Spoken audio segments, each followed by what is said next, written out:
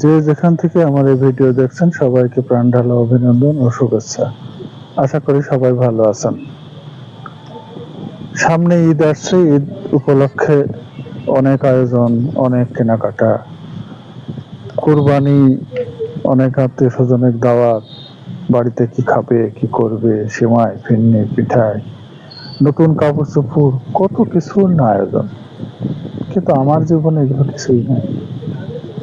অনেক ছোট, 3-4 পড়ি তখন। ঈদ বলতে কিছুই নাই, নিরানন্দ। বাবা বৃদ্ধ, 80-র উপরে বয়স, সবাই নতুন পোশাক পরছে, নতুন জামা কিনতে যাচ্ছে, মনটার ভিতরে আকুলি বিকুলি করতো কখন আমার জন্য একটা নতুন ড্রেস হবে। কিন্তু হয়নি। মায়ের কাছে কত কাঁদেছি, মা ধরে ধুমধাম করে পিটাইছে, তোর বাপের কাছে যা। বাপের কাছে যখন বলেছি, বাপ বলেছে দেখি কি করা যায়। এইভাবে ঈদ সন্নিকটে চলে আসছে। হয়তো 2 গজ 3 গজ কাপড়ের থান কাপড় 2 ভাইয়ের জন্য কিনে আনেছে। আমার ছোট আরেকটা ভাই ছিল, সেই কাপড় নিয়ে দর্জি বাড়ি ও দর্জি বাড়ি করেছে একটা জামা বানানোর জন্য। সেই জামা আর বানায় দেয় না, প্রচন্ড ভিড়, দর্জির কাজের এখন ফুরসত নাই। কিভাবে বানাবে? ছেঁড়া জামা সেলাই করতে করতে করতে করতে আর ভালো লাগে না। বাবার অবস্থা ভালো, মাঠে জমি, ইরিগেশন মাঠে জমি, চরের মাঠে অনেক জমি, গ্রামের বাড়িতে ভিটা, মাস গেলে পেনশন, এদিকে হোমিওপ্যাথিক ডাক্তারি করে তাতেও কিছু আসে, খারাপ না। কিন্তু সে কিছুতেই আমাদের পোশাক কিনে দিতে চাইতো না। এটা নাকি সে আমলের একটা রেওয়াজ ছিল। উদ্বৃত্ত পয়সা কেন খরচ করবে? সেই ছোটবেলার ঈদগুলির কথা মনে হলে আজও সুসজল হয়ে যায়, চোখ দুটো ছানা পোড়া হয়ে যায়, মনের কোণে খুব কষ্ট হয়, চোখের কোণে জল জমে যায়। এখন দেখি একটা ছেলে মেয়ের 3 সেট 4 সেট 5 সেট কিনে বাড়ি ফিরছে, সন্তুষ্টি নাই তাদের, পোশাক কিনতেই আছে, তবু তাদের কমতি নাই। হতভাগা কপাল। তারপরে যখন আস্তে আস্তে বড় হলাম, ক্লাস 5 পার হলাম, 6 কি 7-এ পড়ি, 7-এ সম্ভবত, আমার এক বড় ভাই ছিল।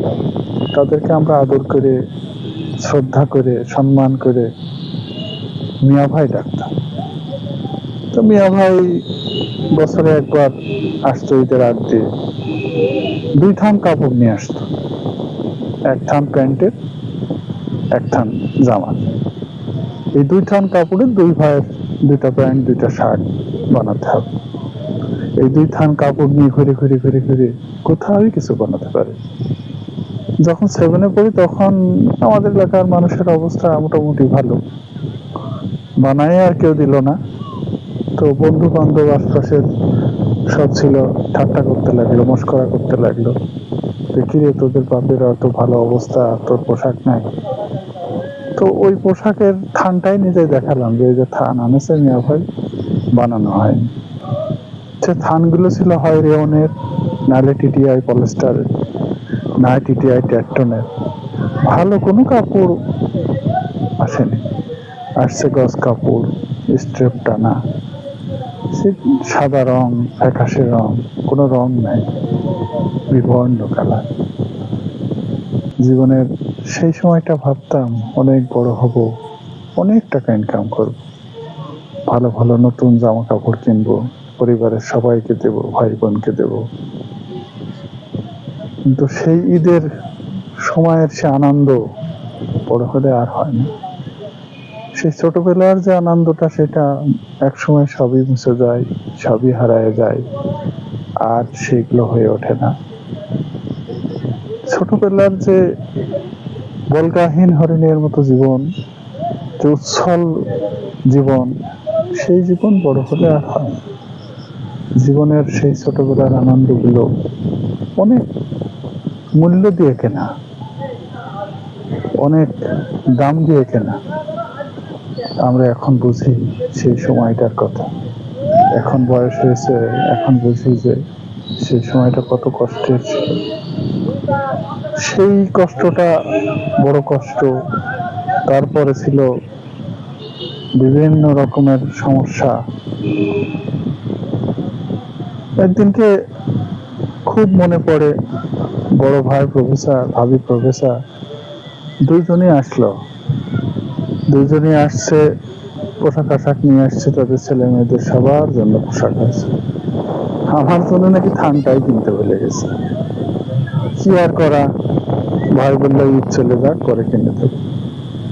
ঈদের ভিতরে তাদের হাজারো বাহানা, হাজারো জিনিস কেনা, হাজারো খাদ্য পণ্য কেনা, হাজারো আয়োজন।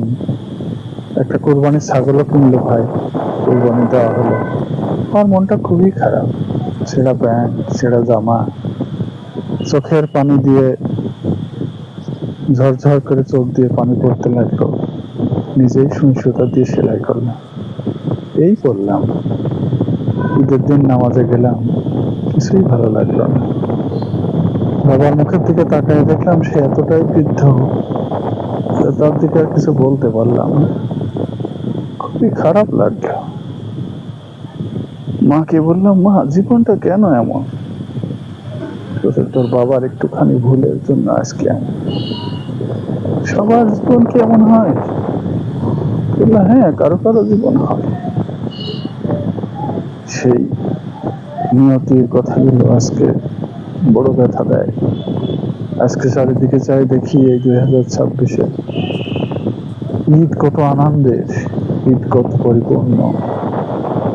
আবার কিছু হতভাগাদেরও দেখি যারা একটু সেমাই ফিরনি, একটু মাংসের জন্য কাঁদে।